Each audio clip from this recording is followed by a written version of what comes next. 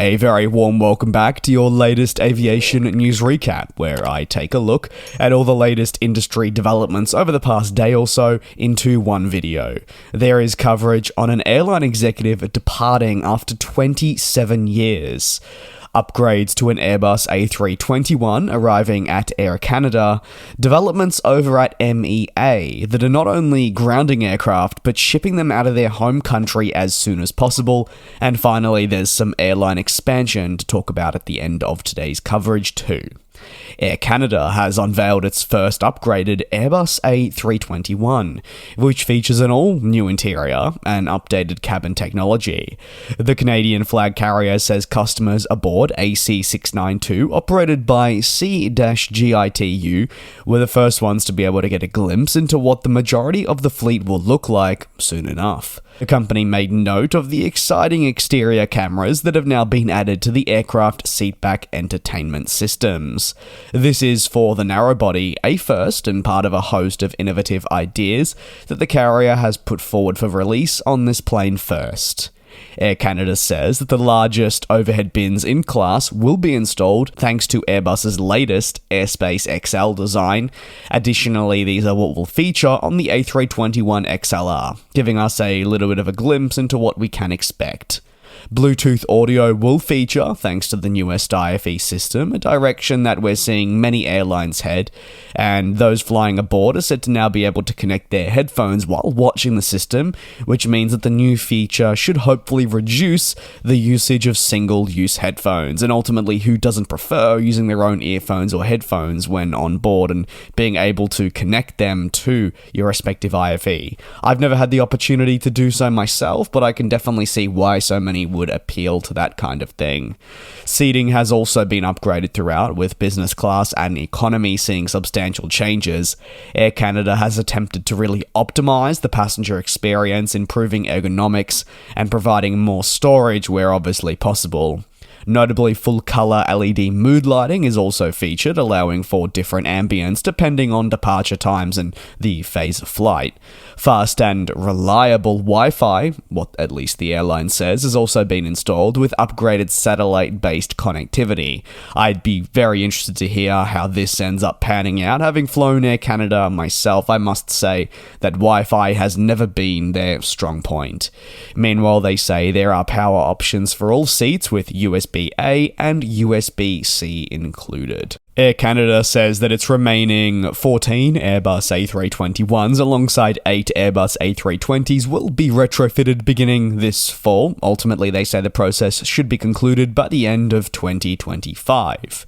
Now, airline departures, or should I say executives departing airlines or manufacturers, always come as big news. But when someone has been in a role so long, such as almost 3 decades, and their presence overall is always felt, I think it doesn't hit much harder, with Akbar Al-Baker, the long-standing Qatar Airways chief executive, announcing his departure from the role. Qatar Airways did announce that after a remarkable 20 years of service, Al-Baker will leave the group effective the 5th of November 2023. Since the appointment, the group and notably mainline carriers have grown so significantly that they are now truly a globally recognized company.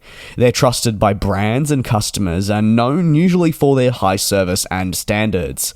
Qatar Airways has over the years grown its hub in Doha and connected regions worldwide, thanks to a commitment to growth. During the global pandemic, Qatar Airways did win the hearts of many. Instead of pulling flights, it continued them.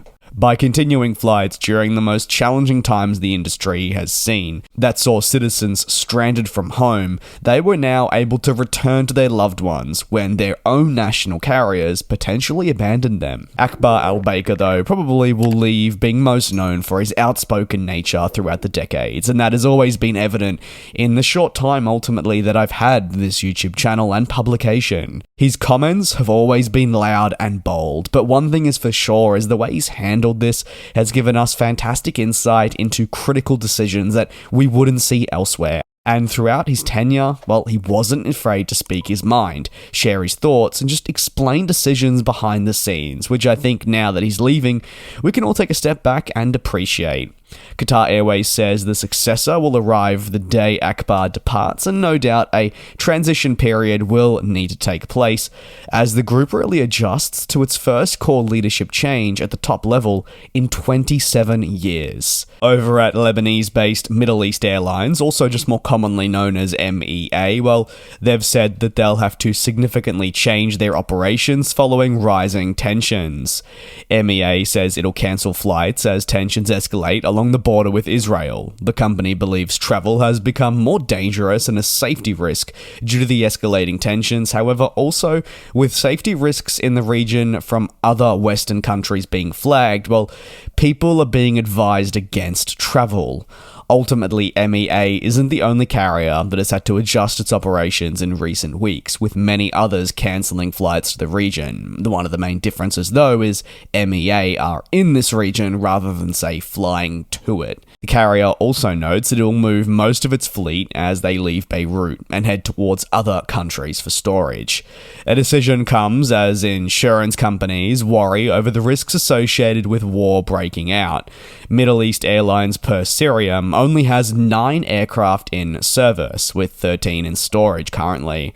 Of the 13 in storage, 9 are A321neo, with it being some of their newest aircraft that have been delivered, and away from this aircraft type, there are a few others, like the A320ceo and A330-200s.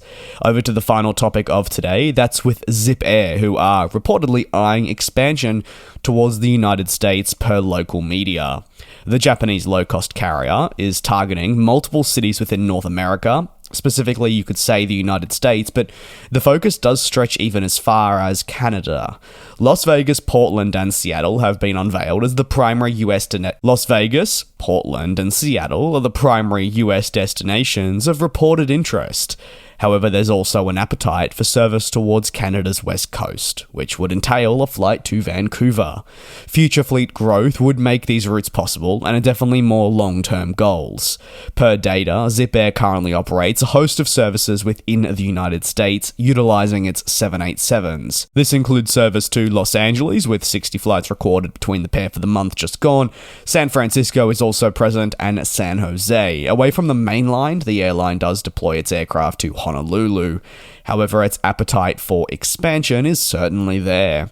With a fleet of all 787 Dreamliner, it is what makes potential expansion possible. If you didn't know, ZipAir were founded in 2018, a Japanese low-cost company, exclusively with the Dreamliner, but they are wholly owned by Japan Airlines, and they act in a very similar nature to the upcoming Air Japan of all Nippon Airways. ZipAir focuses on operating towards a host of destinations within Asia, but also the United States, and utilizes Tokyo Narita as a very vital hub for all of this. That is going to conclude today's aviation news recap. As I always say, if you have any thoughts on the topics covered, you're more than welcome to drop your thoughts down below in the comments. Thanks a lot again for your patience. Please do take care and be safe. I'll see you back here on the channel at the same time tomorrow for your latest industry developments. And we'll fly.